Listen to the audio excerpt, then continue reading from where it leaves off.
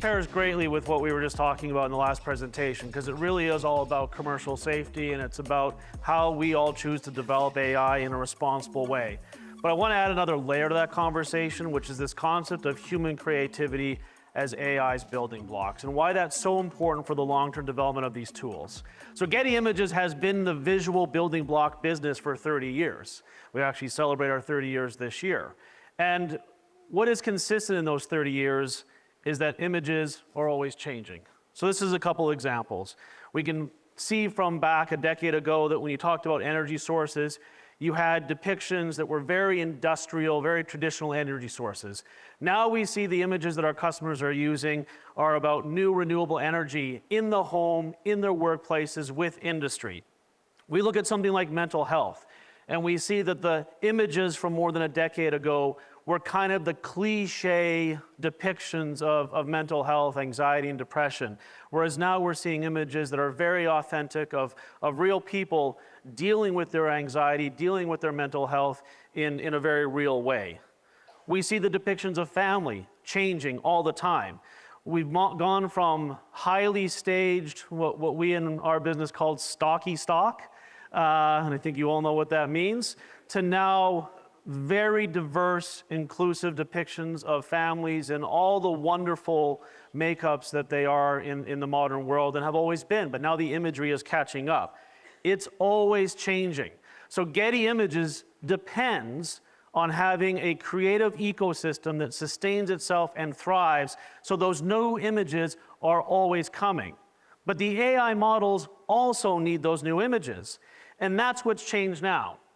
Now our customers are wrestling with this big decision around, should I use AI images or should I use camera shot? And they want to use AI, but they're hesitant.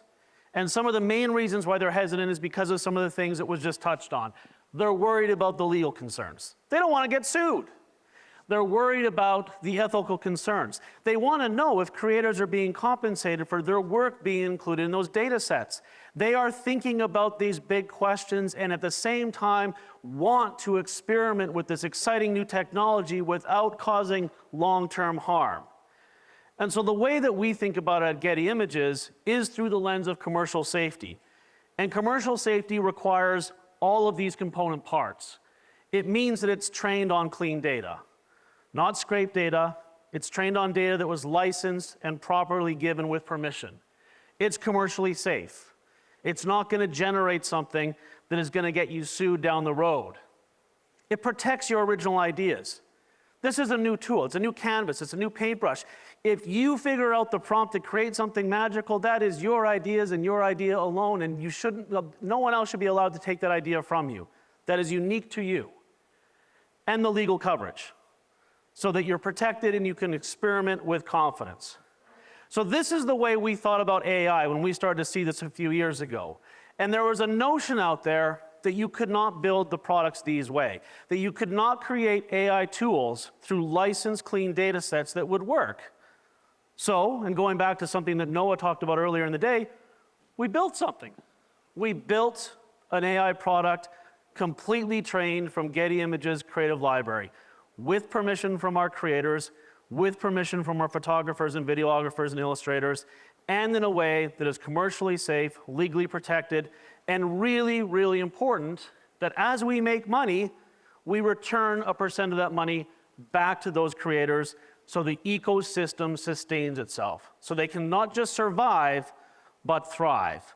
And I want to give you some examples of why this is important. When you look at AI generators that were trained off scraped content, brands start to show up. Nike. Not even if you ask for it. You don't have to ask for the Nike swoosh. If you just generate images of running shoes and athletic wear, Nike shows up. With a clean data set, you get really good images without that legal risk. Our model exists in a world without Taylor Swift. As hard as it is to believe, and to the horror of my 12-year-old daughter, there is a world without Taylor Swift, and that's the world our model lives in. Therefore, it can't generate an image like you see on the right there that looks like Taylor Swift. It generates a country singer, but it doesn't infringe on that IP. There's another angle to this, which is diversity.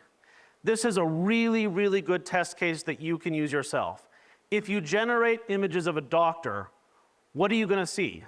A lot of the time, you're going to see middle-aged white guys. And even worse, when you generate images of nurses, you're going to see primarily women. But not only that, I would draw attention to the fact that for those web-scraped models, not only is it images of women and women only, it's highly sexualized. This isn't good. We should collectively care about this and demand better. When you're using clean data sets, you get diverse images of what doctors actually look like in the real world. And that's because the data sets reflect that. If you're using web data, it is highly biased at the data level. You want to use training data that reflects society so that your generative models reflect society. So you're generating images of women in all the wonderful diversity that women are, instead of narrow depictions that are highly sexualized. This is why this is so important. And this is why we need an ongoing supply of creative images, so that this ecosystem represented by this chart is allowed to sustain itself. None of us want to be in a world where everything is AI images. And there will always be a place for AI images and camera shot authentic images to be side by side. But you need both to sustain. And these models depend on that so they can continue to advance and get better. There's a real belief that if you don't have that sustainment, the models will start to erode as increasingly they train themselves on only synthetic content. So these creators have to have rights. Artists' rights are really important. And right now in this space, to be perfectly frank, those rights are being trampled all over. You can go on some generators and you can create an image in the style of a named artist where they have not been compensated, nor have they given their permission, and they have worked their entire life to create that style, and now someone can just copy that style. That is going to erode the broader creative ecosystem that we should all care about. This is the idea here, basically. Today's pictures, tomorrow's training data, the future's better models. And it all depends on sustaining that ecosystem. So my challenge and ask of all of you, hold us to a higher bar. Hold us to a higher standard. Don't accept generative models that rely entirely on scraped data. Demand to know how the models were trained. Ask the question. It's a perfectly reasonable question to say, how did you train your model? And you should be able to get an answer.